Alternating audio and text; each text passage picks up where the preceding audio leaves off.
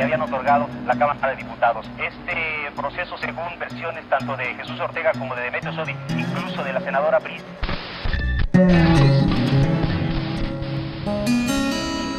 So, this is Smelter Cemetery along the Mexican border in El Paso, Texas. And this place is mind-blowing. I wasn't ready for this. It was just this little thing I found on Google Maps. We wanted to go to El Paso just to say we've been here. And then you find all these people that have died young, aged 45 years, died 1919. That's the year, 1919 was the year of the influenza pandemic. And it's another piece of forgotten America. If you look over there, there's the Mexican border wall, a rail line that skirts the United States border along the Rio Grande, which is where that railroad bridge is.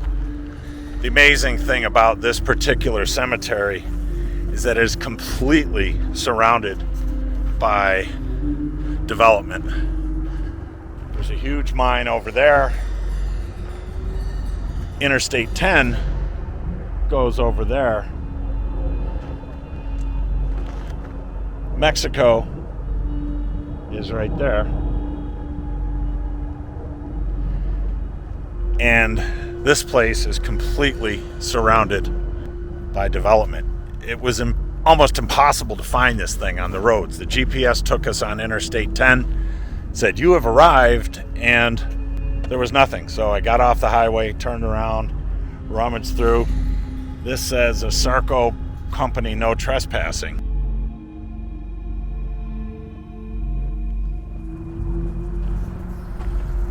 '92. Antonio Ramirez.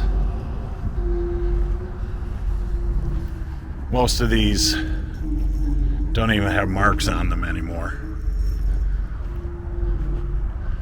Probably only the rich had enough to have permanent markers. What I didn't know at the time was the backstory about this place. What I was about to find out shocked me. This was the location of America's first known lead disaster. The first smelter was built here in 1881. Then, in 1910, the American Smelting and Refinery Company, ASARCO, set up a lead and copper smelter here in the desert. And it would take more than 6 decades for the truth about Smelter Town to come out. Over the years, this little community grew and flourished. Smelter Town had its own post office, a butcher shop, bakery, cantinas, a theater, and even a parish church, and of course, an elementary school. And despite this place being a company-owned town, people were paid well, had a place to live, and things were good. Pancho Villa, the famous Mexican revolutionary, worked as a laborer at the smelter just before the Mexican Revolution. ASARCO was owned by the multimillionaire Guggenheim family of New York, and various smelters throughout Mexico were often the target of raids by Villa and other revolutionaries. Many of the workers buried here were also revolutionary sympathizers. After all, many of them were Mexican nationals working at the plant. Then, in the late 1960s, a lead contamination survey was conducted with the findings that shook the country. The study found that between 1969 and 1971, the smelter's stacks had spewed more than 1,000 tons of lead, 560 tons of zinc, 12 tons of cadmium, and 1.2 tons of arsenic into the atmosphere, with the contamination highest near the smelter and in Smelter Town. Lead exposure can lead to reduced IQ, attention deficit disorder, organ damage, and even criminal behavior.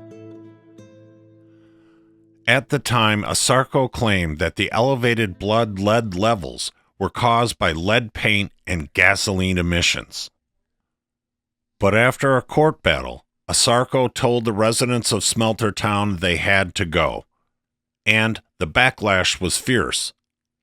The residents did not want to leave, and they put up a fight.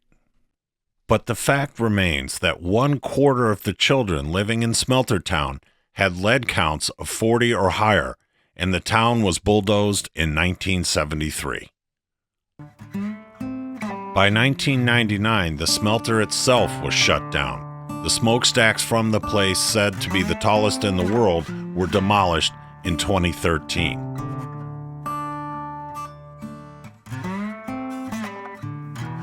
Now, all that remains is this dusty graveyard full of monuments to those that lived, worked, and died here. A place almost completely forgotten. It says the cemetery closed in 1970, but there are some newer graves, 2004, like here. This is freaking nuts.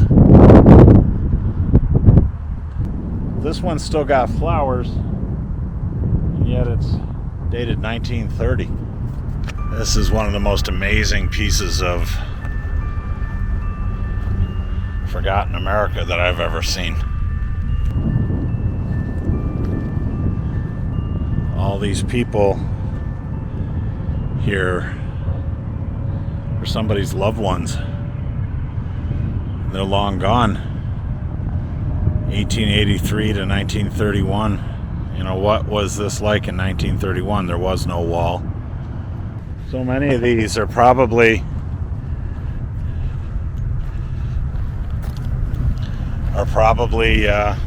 we walked on a lot of them that are unmarked. Here's a baby, Nino, born January 36, died May 36, right here 4 too. months, and then there's the same year also. And then here's another baby, died 1934. 1934. And this is just a wasteland.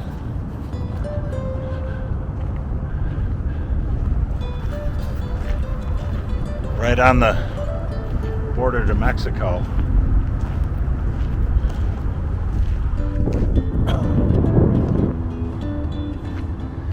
And then in this part is just stray stones. Can't even read the date on some of them. And no names, no marks, just noisy trains coming through. It's just amazing. You know, I didn't know what to expect coming up here. Just thought it'd be another small cemetery, but the intense symbolism of a cemetery located in this place, right on the border. And when many of these people died, 1919, 1930, that was open land. And there was probably a respectable settlement here in El Paso. So places like this are truly part of forgotten America.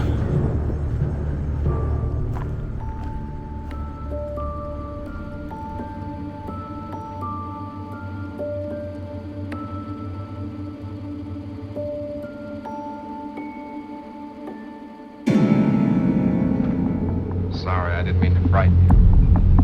I won't be seeing you much anymore. What's been happening? Where's David? All right. David, come up to bed. And you stay right there where you belong. Day he was just an average person. By night he was a maniac killer.